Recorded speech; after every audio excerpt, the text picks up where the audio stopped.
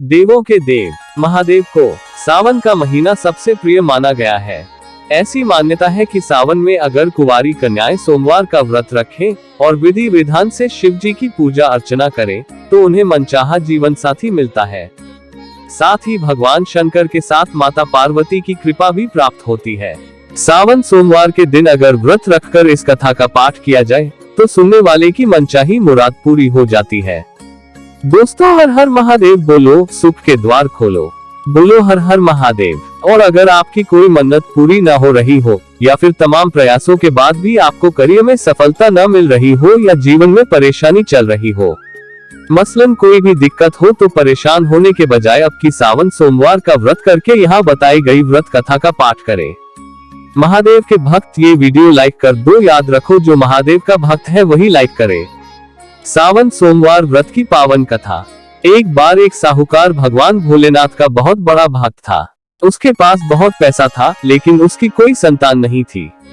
वो हर रोज भोलेनाथ की पूजा अर्चना करता था और शिव जी के सामने रोज दीपक भी जलाता था। साहूकार की केवल यही इच्छा थी कि उसके घर संतान हो। साहूकार की भक्ति देखकर मां पार्वती ने भोलेनाथ को कहा, हे महादेव, आपका ये भक्त दुखी है, आपको इसकी इच्छा पूरी करनी चाहिए। भोलेनाथ ने मां पार्वती को बताया, इसके पास पुत्र नहीं है और यही इसका दुख है। मां पार्वती के कहने पर भोलेनाथ ने मां पार्वती को बताया कि साहूकार के भाग्य में पुत्र योग नहीं है। अगर साहूकार को पुत्र का वरदान मिल भी गया तो उसका पुत्र केवल 12 वर्ष तक ही जीवित रहेगा। साहूकार ये सभी बातें सुन रहा था। साहूकार को ना खुशी हुआ ना गम। वो पहले की तरह पूजा पाठ करता रहा। एक दिन उसकी पत्नी ने एक बालक को जन्म दिया। उसके परिवार में जश्न का माहौल था, लेकिन साहूकार को पता था कि उसकी उम्र कम है, इसीलिए वो पहले की तरह ना खुश था ना दुखी। 11 साल की उम्र में साहूकार ने अपने बालक को उसके मामा के साथ शिक्षा ग्रहण करने के लिए काशी भेज दिया।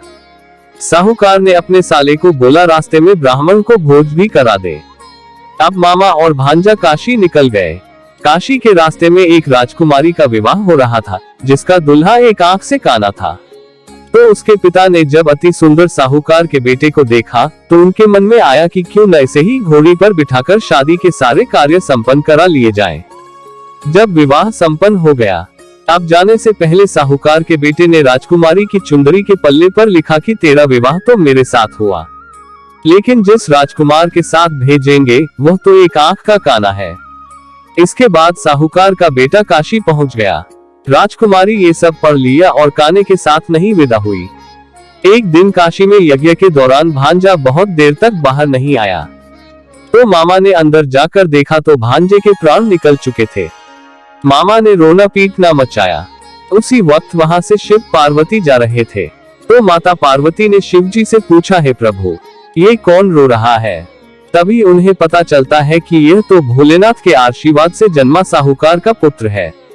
तब माता पार्वती ने कहा, स्वामी, इसे जीवित कर दें, अन्यथा रोते रोते इसके माता पिता के प्राण निकल जाएंगे। तब भोलेनाथ ने कहा कि हे पार्वती, इसकी आयु इतनी ही थी, सो वह भोग चुका है। लेकिन माँ के बार बार कहने पर भोलेनाथ ने उसे जीवित कर दिया। लड़का अचानक ओम नमः शिवाय करते हुए जी उठा और मामा बहुत खुश हो गया। मामा भांजे दोनों ने ईश्वर को धन्यवाद दिया और अपनी नगरी की ओर लौटे। रास्ते में वही नगर पड़ा और राजकुमारी ने उन्हें पहचान लिया।